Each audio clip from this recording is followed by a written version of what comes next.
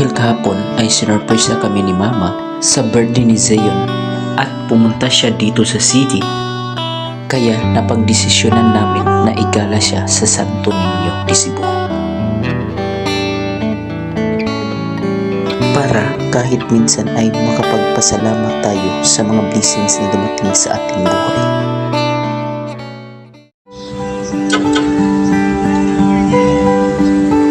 So dito ay binabaybay na natin ang Pardo papuntang Santo Niño.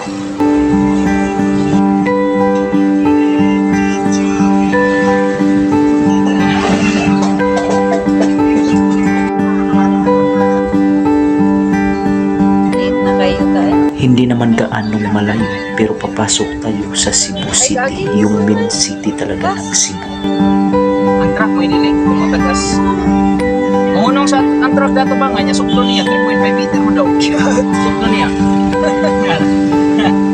O naman, traffic para sirko lang ba?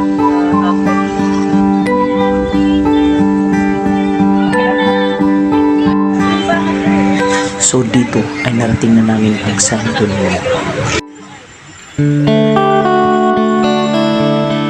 See yun.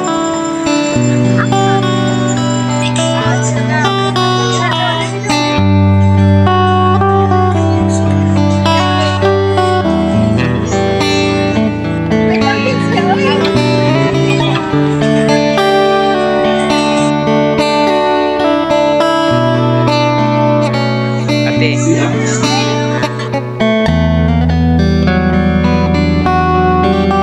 At pumasok na kami sa loob, guys.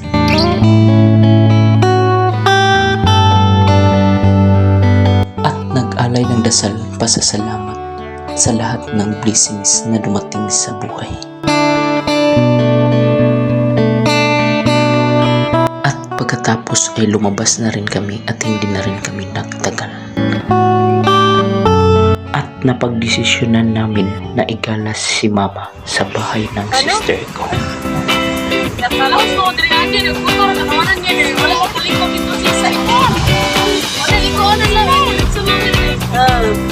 So dito ay binabaybay na namin ang daan ng South Road Property papuntang Minglanilla, Cebu.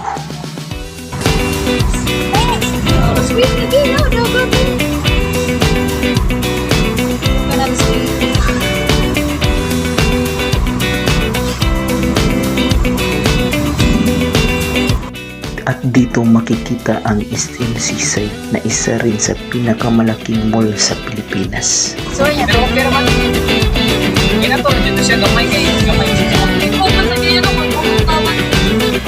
mo lang dito na pahanginan pa dito, mapatuan mo na pangin.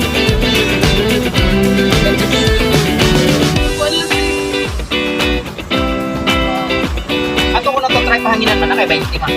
Oo. Yan naman na yung motor nga wala, kita na lang. Kaya na mag-ayan na itong pan. Kasi, asa ta mga auto dito?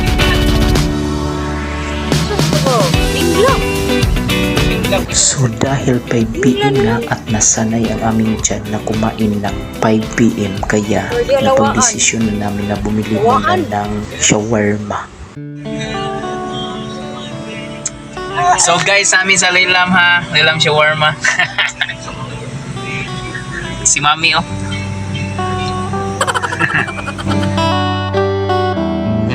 At syempre, nag-stop over din kami sa Jollibee kasi ito naman talaga yung palaging hinahanap ng mga bata kasi bida ang saya.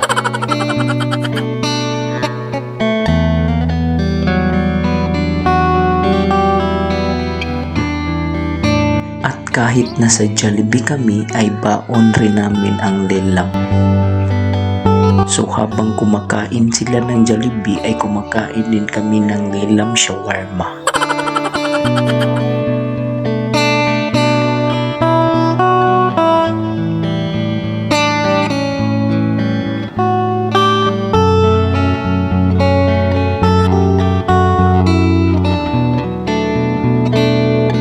At nang matapos na kaming kumain ay narating na rin namin ang bahay ng ate ko.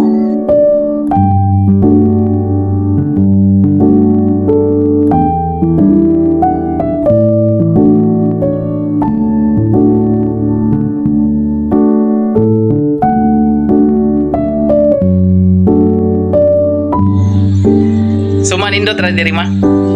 Ah.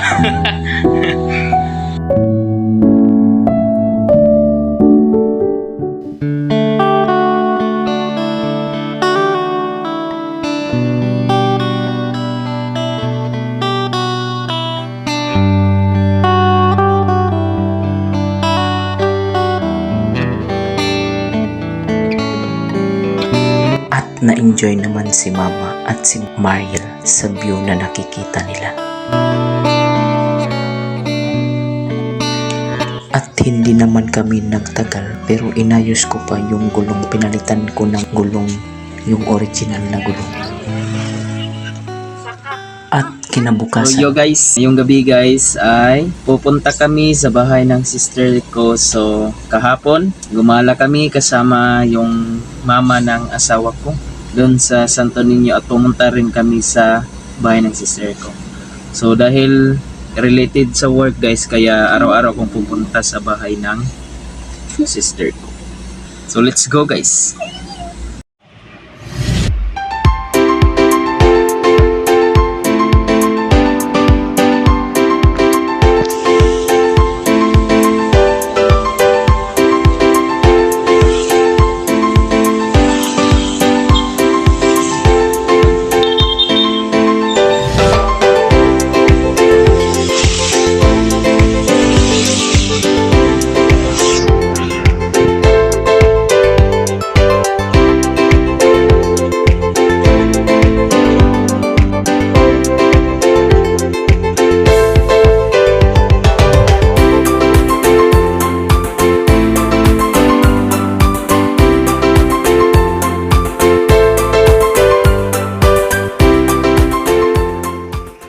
So guys, nandito na kami sa bahay ng sister ko guys at iniwan namin yung papers kasi wala sila dito.